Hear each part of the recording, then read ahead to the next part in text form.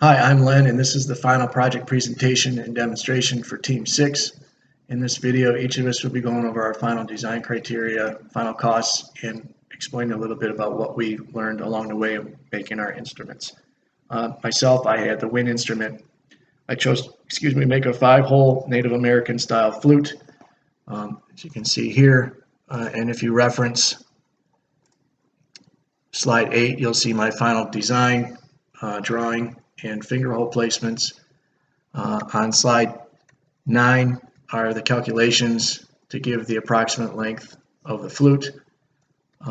And after that is slide 10, which is referencing some calculators I used online to find the finger hole placements and also confirm my theoretical calculations on the length of the flute.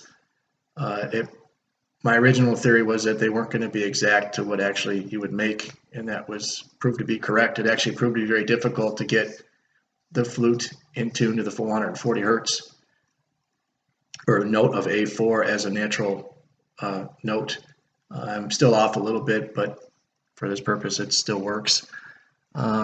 Slide 11 shows my design criteria and final costs. I did meet the budget under $15. I came up with $10 and a penny. I was fortunate enough to have some of this stuff at home. My criteria, I ended up modifying a little bit as I got researching and involved in this. Like I said, I got away from the PVC and went to true cedar wood. So the aesthetic and the quality factor for me weighed heavy. And I was also looking for good tonal quality, which I think this does pretty well.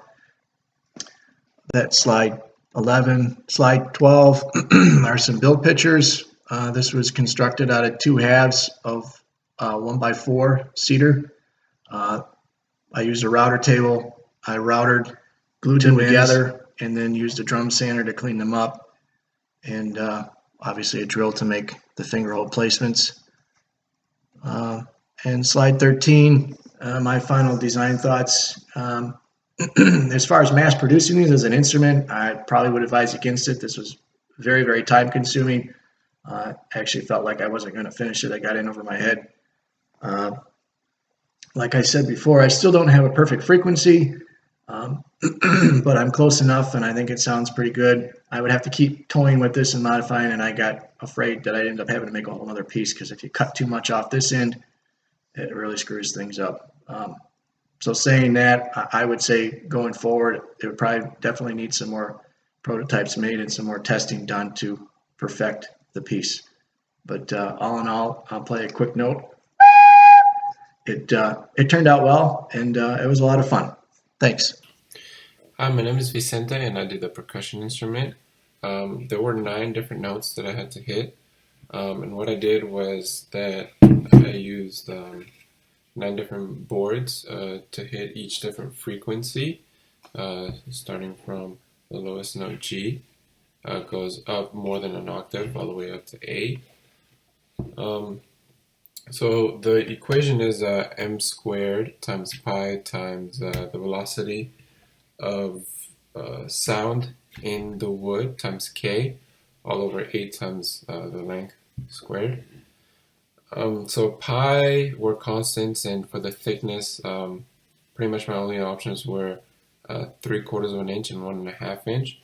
That would be 3/4 and 1.5. The 1.5 inch would be able to hit higher frequencies, and the length had to be within 2 feet maximum for the length of one of the boards. So that was my containment for the measurements, and I was able to fit all these frequencies within that. This is Nick. I'm part of Team 6, and I was assigned the string instrument. I'm going to try and make this quick. I want to get to the song, our demonstration, at the end of this video. So I was assigned a string instrument. I went with the guitar design, in which there are various frets along this neck that would change the note when you press them. This guitar only has 2 strings, but it covers I think 20 notes, because there's 10 frets. You can also change the string frequency just by tightening this bolt up here. It's an eye screw that I attached with a nut on top.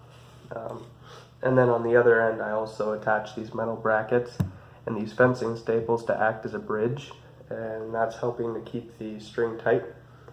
One thing I wish I had done, which I ran out of money for, I came too close to the cost maximum, was I wished I could have built a body to this, but you can see I had to build a flat wooden guitar.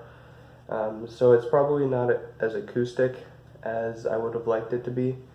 Another change I made was I went out and I got this invisible cord and I just super glued it down to help really define the differences in frets. And then I was able to look online to find a calculator that would measure the distance between each of the frets and give you the exact note that you're looking for. So yeah, that is my design. Thank you.